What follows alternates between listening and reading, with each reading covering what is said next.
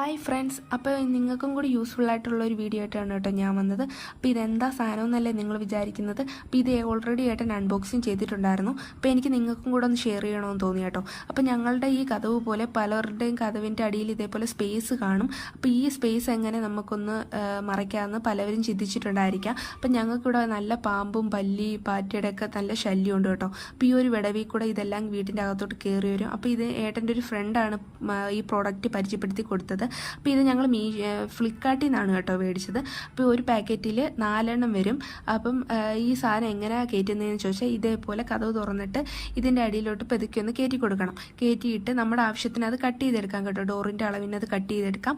എന്നിട്ട് ആ ബാക്കിയുള്ളത് നമുക്ക് സൂക്ഷിച്ച് വെച്ചേക്കാം. ഇതേപോലെ ആവശ്യത്തിന് എടുക്കാം കേട്ടോ. ഈ സാധനം നല്ലതായിട്ട് അവർ സ്റ്റിച്ച് ചെയ്തിട്ടുണ്ട്. അപ്പോൾ തെർമക്കോളാന്ന് തോന്നുന്നു 2 സൈഡിലും വെച്ചേക്കുന്നത്. അപ്പോൾ ഈ വീഡിയോ നിങ്ങൾക്ക് യൂസ്ഫുൾ ആയെങ്കിൽ ഒന്ന് ലൈക്ക് ചെയ്യണേ. അതേപോലെ ആർക്കെങ്കിലും ഒന്ന് ഷെയറും കൂടെ ചെയ്യണേ.